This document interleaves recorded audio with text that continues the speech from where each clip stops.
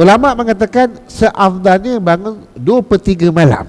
Itu lebih aula dan lebih afdal daripada kita tidur bangun pukul 10 malam. Tapi tetap sah juga, sebab dia dah tidur. Tapi nak ceritakan lebih aula, lebih afdal, solat ketiga 1 pagi 2/3 malam ataupun tu lebih afdal.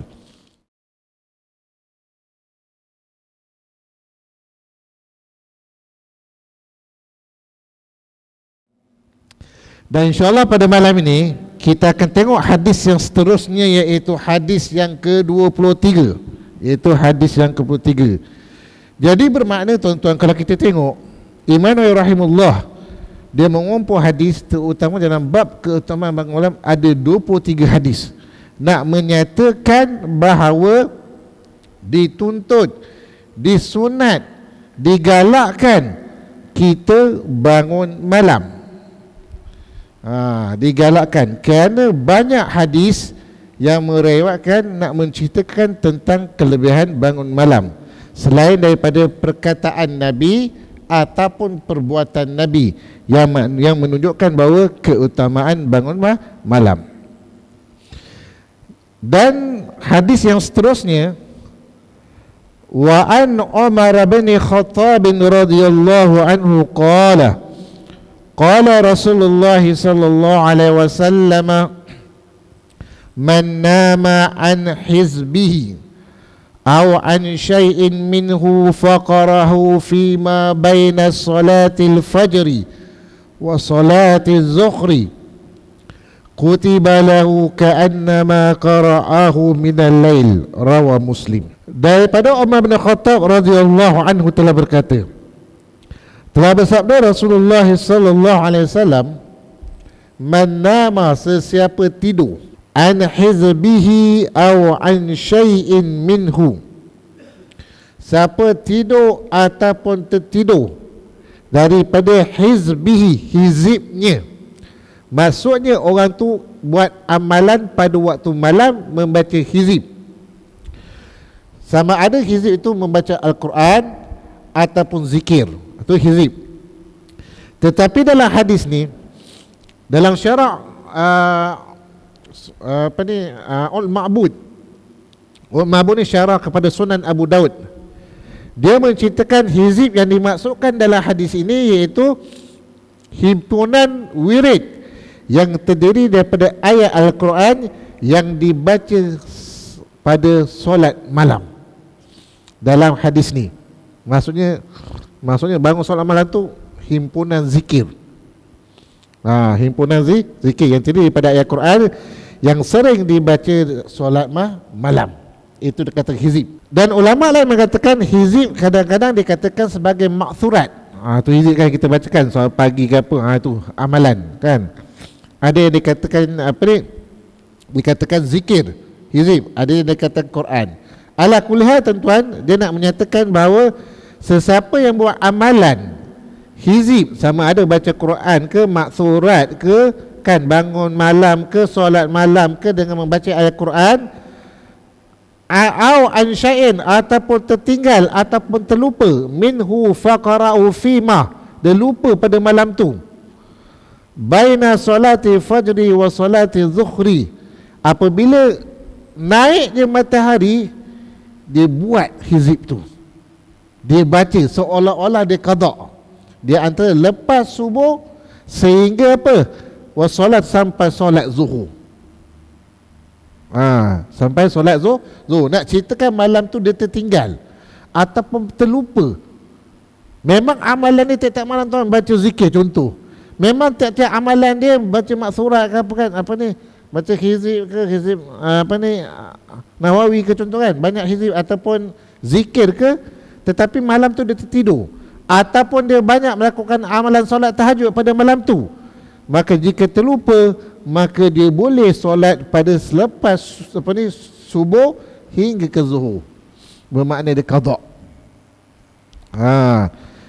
Nabi Muhammad SAW tuan-tuan, jika tertinggal contoh 3 rakaat, apabila tertinggal tu dia buat pada waktu siang, dia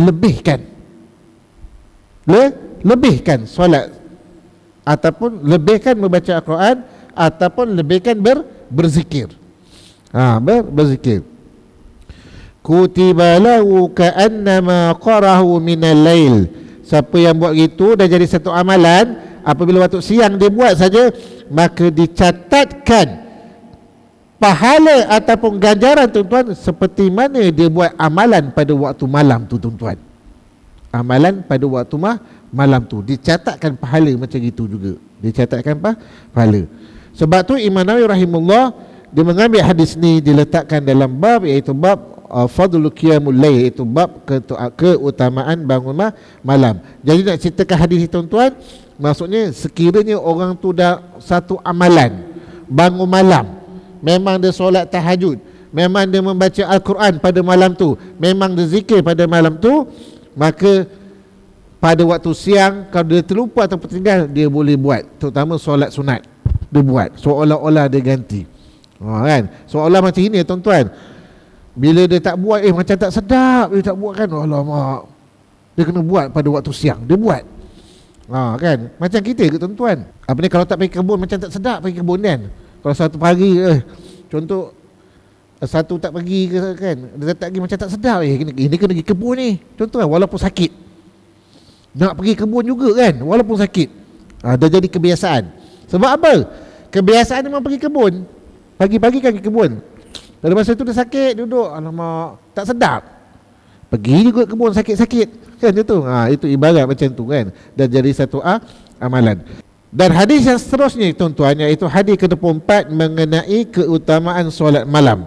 Wa an Abi Hurairah radhiyallahu anhu qala Rasulullah sallallahu alaihi wasallam rahimallahu rajulan qama min al-laili fasalli wa ayqadha imra'atahu fa in abad nadajaha fi wajhiha al-ma' rahimallahu imra'atan qamat min al-lail fasallat wa ayqadhat zawjaha fa in aba nadahat fi wajhihi al-ma' rawa Abu Daud bi isnad sahih.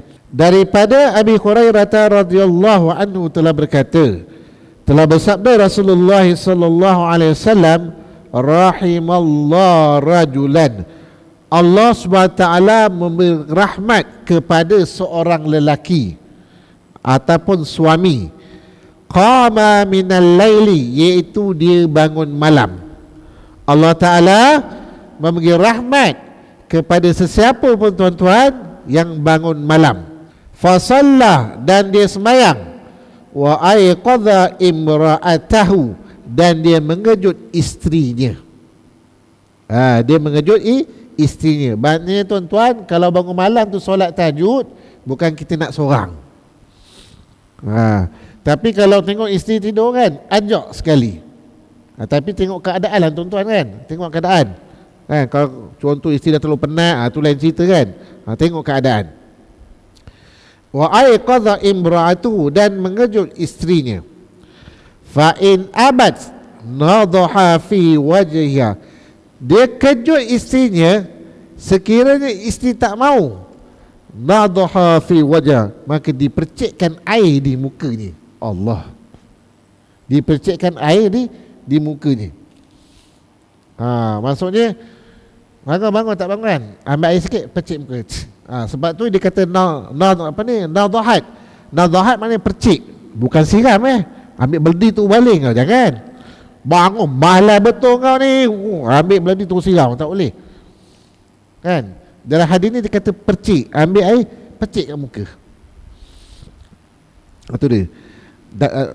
Dan perkataan petik ni juga kan, percik ni dalam Sunan Tirmizi ada menyatakan bahawa disunatkan apabila kita sesudah ambil wudu, sudah ambil wudu kan habis kan, disunatkan percik di mana? Percik di sini.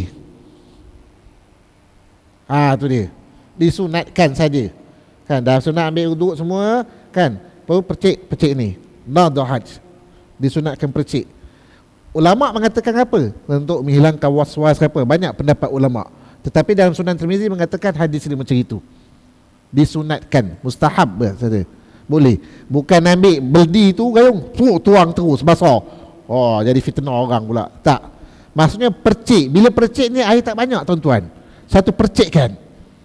Kan? Begitu juga ni, fa in abad nadha fi wajhiha, sekiranya isteri tak bangun, percik isterinya sebab nak suruh isterinya bangun solat malam. Tu dia. Contohnya tak bangun, biarkan tuan-tuan, jangan mendengki pula. Percik banyak kali kau, rasa kan tak payah. Kan? Percik jangan. Tu dia. Jadi Allah Ta'ala tuan-tuan memberi rahmat pada seorang tu jika dia solat dan mengejut ahli keluarganya. Allah Ta'ala memberi rahmat.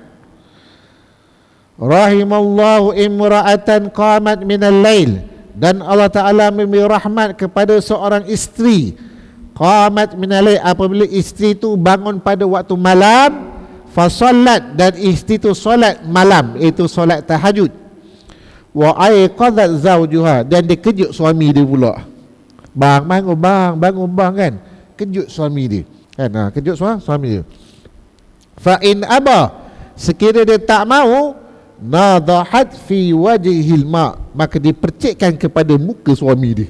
Tapi percikkan sayang tuan-tuan, jangan persik tu kan, nak mendengki apa tak boleh, marah suami kan. Percik okey, pelan-pelan, bangun, jom kita solat sama-sama. Contoh ibarat macam itu lah. Allah Ta'ala memberi rahmat pada orang ni. Contoh tak bangun, okey biarkan, jangan tarik bangun semua, tak ada. Orang kata paksaan, tak boleh. Bila kita nak melakukan ibadat, tuan-tuan kena ikhlas kerana Allah Ta'ala. Tu ibadat kita nak melakukan. Dia tak bangun tak apa, biarkan. Esok mungkin buat lagi, esok mungkin lama-lama dia bangun. Jadi mengajak. Jadi dalam hadis ni tuan-tuan, disunatkan kita mengajak isteri ke siapa untuk bangun malam. Sekurang-kurangnya apa tuan-tuan? Solat witir. Tu je. Solat witir cukup satu, tak apa. Sekurang-kurangnya solat witir 2 rakaat dulu, contoh tahajud, solat witir dah habis. Dan hadis yang ke-25, hadis ini lebih kuat daripada hadis atas juga tuan-tuan. Wa anhu wa an Abi Sa'id radhiyallahu anhuma qala Rasulullah sallallahu alaihi wasallam, idza ayqadha ar-rajulu ahlahu min al-laili fasallaya aw salla raka'ataini jami'an kutiba fi dzakirina wadz-dzakirat, rawa Abu Daud bi isnadis sahih. Dan daripadanya, iaitu daripada Abi Hurairah radhiyallahu anhu dan daripada Abi Sa'id radhiyallahu anhuma, kan, iaitu Abi Hurairah dan Sa'id, telah bersabda Rasulullah sallallahu alaihi wasallam, iza ayqadha ar-rajulu ahlahu minal lail, apabila seorang lelaki ataupun suami minal lail, iaitu untuk bangun malam, fasallaya aw salla, maka dia semayang 2 rakaat jami'an, semayang berjemaah, kutiba fi dzakirina wadz-dzakirat, maka Allah mencatatkan baginya itu orang yang suka yang berzikir dan mengingati Allah. Tu dia. Siapa yang kejut suami isterinya bangun solat, terutamanya kalau solat berjemaah ataupun solat seorang diri, maka Allah telah mencatatkan ganjaran pahala baginya, dan Allah menyatakan orang yang suka berzikir dan sentiasa mengingati Allah. Maksudnya bangun malam, sentiasa mengingati Allah.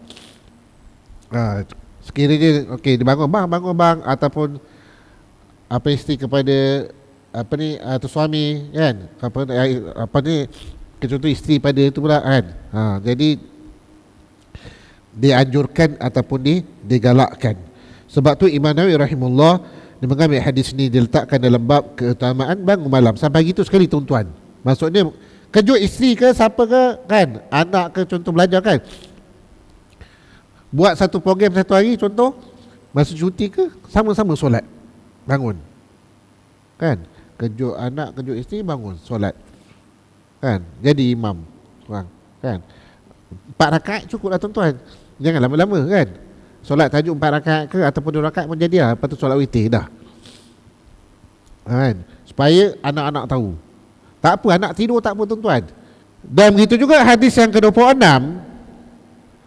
wa an Aisyah radhiyallahu anha anna Nabiy sallallahu alaihi wasallam qala idza na'asa ahadukum fi salati falyarqud hatta yadhhaba anhu naum fa inna ahadakum idza shalla wa huwa na'isun la'allahu yadhhabu yastaghfirun fayasubbu nafsahu. Muttafaqun alaih. Daripada Aisyah radhiyallahu anha, sesungguhnya Nabi sallallahu alaihi wasallam telah bersabda, "Idza na'asa ahadukum fi salati," apabila seorang itu mengantuk ketika solat, falyarqud, kata Nabi, tidurlah.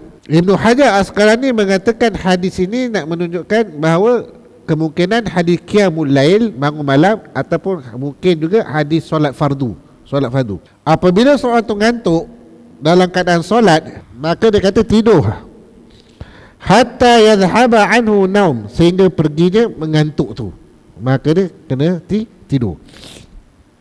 Cuma ulama mengatakan sekiranya kalau kita solat ni mengantuk, macam mana? Kan?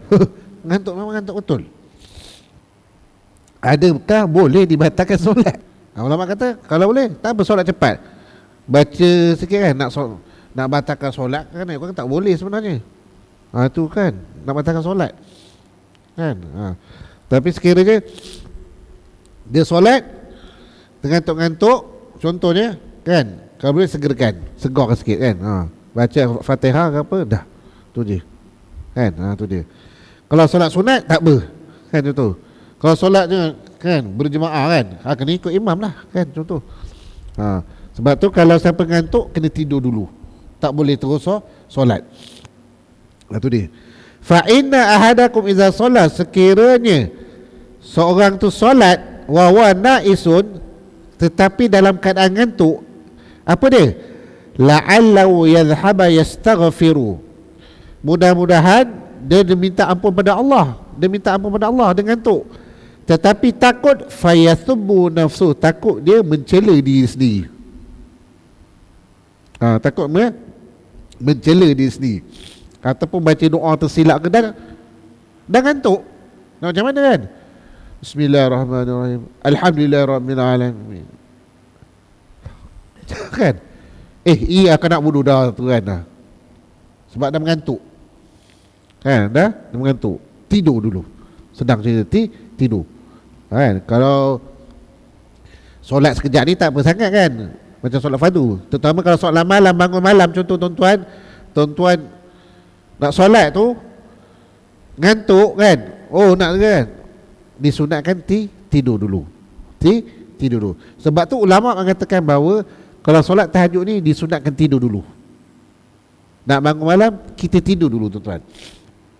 Sekiranya dia tak ngantuk, tapi dia solat malam, dia tak ngantuk, dia tak tidur, itu setengah ulama kata dia bukan tahajud, qiyamul lail, bangun malam.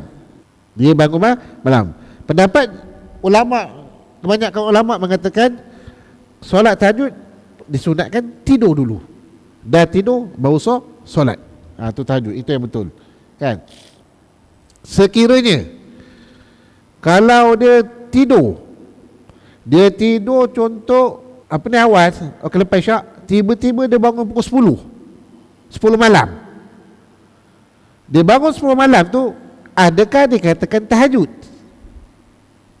Tu dia kan. Jadi dia mengatakan semua sebenarnya kata bahawa tahajud tetap sah. Sebab apa? Sebab dia dah tidur. Cuma ulama mengatakan seafdalnya bangun 2/3 malam. Tu bangun 2/3 malam. Itu lebih aula dan lebih afdal.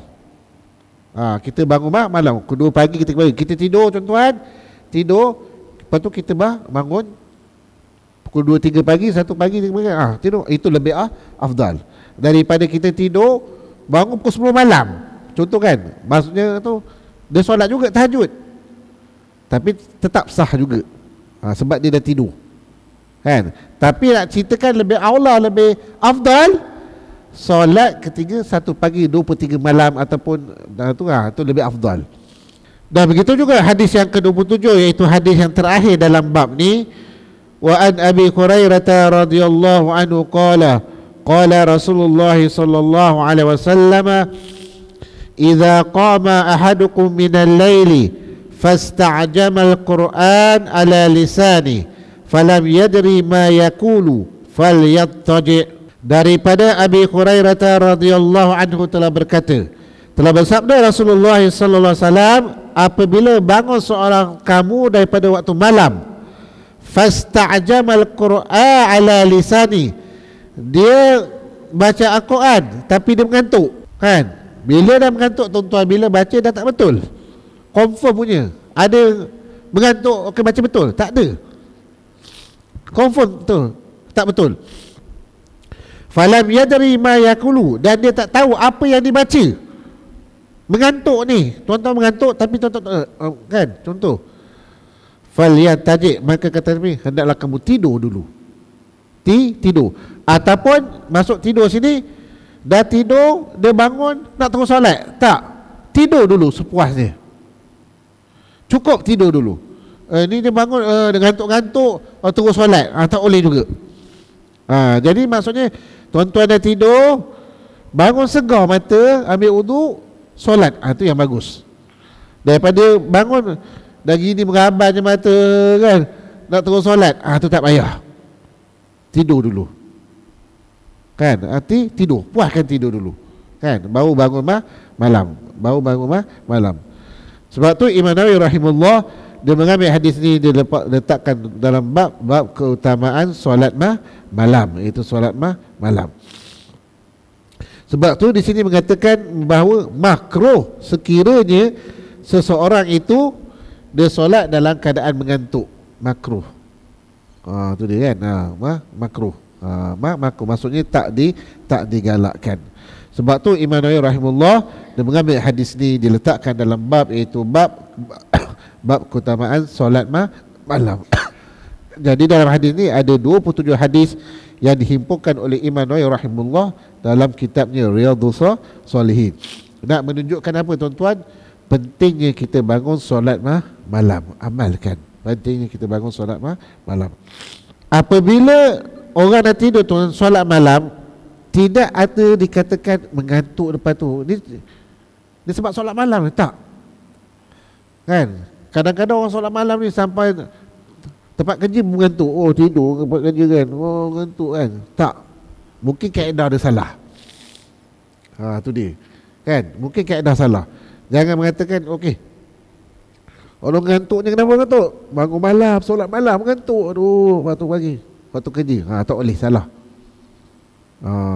Kalau dia kerja tuan-tuan, kerja hakiki dia perlu kerja pada siang hari, tapi dia tak kerja sebab ngantuk, disebabkan bangun malam, tu tak boleh. Tu kerja hakiki, ibadat. Kerja tu ibadat juga tuan-tuan. Bila tuan-tuan buat kerja rasa mengantuk je, langsung tak buat kerja pada apa dia kerja tuan-tuan, tak boleh. Sebab tu kata ulama, tidur awal, bangun malam, kan zikir ke apa nak buat, lepas tu baring kejap, supaya kita tak tu kan. Tu dia, baring kejap, lepas tu bangun balik, ikut kaedah yang betul. Baru tak ngantuk siang hari tuan-tuan, baru tak ngantuk. Bukan alasan kata mengantuk apa-apa, bangun malam, itu bukan alasan. Imam Nawawi rahimahullah datangkan satu bab, babu istibab qiyamul Ramadan wa tarawih. Imam Nawawi datangkan bab sunat bangun malam, iaitu pada bulan Ramadan, iaitu tarawih, iaitu solat tarawih. Mana satu betul? Tarawih. Kadang-kadang sebut tarawih kan. Dia tarawih, tara alif waw, tu tarawih, ta. Tarawih bukan terawih, te, kan? Tarawih yang betul, tarawih. Apa maksud tarawih ni? Rawaha, maksudnya berehat. Kenapa masuk rehat? Maksudnya para sahabat tuan-tuan, bila solat tu 2 rakaat dia rehat sekejap. Tu dia.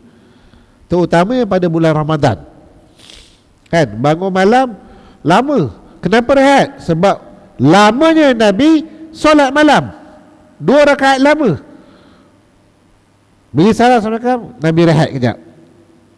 Sebab tu tarawih. Sebab tu dikatakan tu rehat. Lepas tu bangun balik, solat 2 rakaat lama, lepas tu rehat. Tu dia. Kita pula Sekejap tarawih banyak rehat. Tarawih sekejap je. Saya cakap tarawih rehat punya banyak. Oh sedapnya kan tu. Itu masuk tarawih. Berpandukan pada hadis yang pertama dalam bab ni, an Abi Hurairah radhiyallahu anhu anna Rasulullah sallallahu alaihi wasallam qala man qama Ramadan imanan wa ihtisaban ghufira lahu ma taqaddama min dhanbihi, muttafaqun alaih. Hadis ini makruf, tuan-tuan dah tahu kan. Itu hadis daripada Abi Hurairah radhiyallahu anhu, sesungguhnya Rasulullah sallallahu alaihi wasallam telah bersabda, siapa yang bangun ataupun siapa yang menghidupkan bulan Ramadan ini berdasarkan keimanan wa iktisaban dan mengharapkan pahala, ghufira lahu ma taqaddama min dhanbihi, maka dia akan diampunkan dosa-dosanya yang telah lalu. Siapa yang hidupkan malam kerana untuk beribadat dan kerana untuk mengharapkan pahala, maka Allah Ta'ala menghapuskan dosa-dosa yang lalu. Qamara Ramadan. Ini dalam bulan Ramadan. Maka dikatakan sini bahawa disunatkan solat tarawih. Solat sunat tarawih. Maka kena solat sunat tarawih. Begitu juga hadis yang kedua, lebih kurang juga sama tuan-tuan dalam bab ni juga, iaitu hadis yang terakhir dalam bab ni, iaitu disunatkan solat tarawih. Wa anhu radhiyallahu anhu qala kana Rasulullah sallallahu alaihi wasallam yuraghabu fi qiyam Ramadan min ghairi an ya'murahu fihi bi'azimatin fayaqulu man qama Ramadan imanan wa iktisaban ghufira lahu ma taqaddama min dhanbi, rawahu Muslim. Dan daripada Abi Hurairah radhiyallahu anhu, sesungguhnya telah berkata, adalah Rasulullah SAW menganjurkan bangun malam pada bulan Ramadan min ghairi ayyamurahu fil bi'azimah, tanpa mewajibkan. Nabi anjurkan, galakkan solat tarawih, tapi Nabi tak mewajibkan. Itu dia. Fayaqulu, dan Nabi mengatakan, man qama Ramadan, siapa yang bangun untuk mendapat imanan, kan, keimanan, wa ihtizaban, dan mengharap pahala, maka diampunkan dosa-dosanya yang terdahulu, tuan-tuan, terdahulu. Maka kita bangun untuk keimanan ataupun mengharap pahala. Sebab tu nak menyatakan bahawa solat sunat tarawih dikatakan sunat muakkad, dituntut, bukan dikata wajib. Sebab berkisahkan dekat sini dia mengatakan apa tuan-tuan? Innama fa'ala zalika Nabi sallallahu alaihi wasallam jama'atan salalayan. Sesungguhnya Nabi buat solat tarawih berjemaah 3 hari, sini kata dia. 3 hari 3 malam. Apabila banyaknya manusia ketika itu bangun, wa ghassal masjid taraka khaufan an tafrida alaihim, maka orang ramai dah banyak, maka Nabi tinggalkan, tak pergi solat tarawih. Iaitu hari yang keempat, kelima tak pergi. Kenapa? Nabi takut jadi satu kewajipan. Kan? Bayangkan tuan-tuan, kalau Nabi pergi tuan-tuan solat 4-5, dah tentu wajib kena solat tarawih kan. Tak buat berdosa. Kan? Tu dia. Tu hikmah dia. Sebab Nabi takut jadi satu kewajipan, Nabi tak pergi. Iaitu malam yang keempat. Pergi malam pertama, penuh orang. Malam kedua, orang ramai orang. Malam ketiga, penuh. Malam keempat, Nabi tak pergi dah solat berjemaah. Kan? Nabi solat di rumah. Takut menjadi satu kewajipan. Rasa setakat itu saja tuan-tuan. Mudah-mudahan tuan-tuan dapat faham daripada hadis yang diletakkan oleh Imam Nawawi rahimahullah dalam kitabnya, iaitu Riyadhus Shalihin.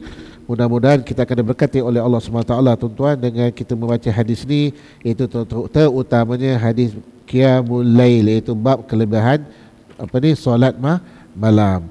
Jadi apa yang baik kita dapat amalkan tuan-tuan, yang tak baik kita menjauh. Sekurang-kurangnya tuan-tuan kita istiqamah solat bangun malam. 2 rakaat pun jadi, tak apalah tuan-tuan. 2 rakaat jadi, solat tahajud, solat witir, dah habis kita. Jadikan satu amalan. Jadi yang baik kita dapat amalkan, yang tak baik kita buang jauh-jauh. Assalamualaikum warahmatullahi wabarakatuh.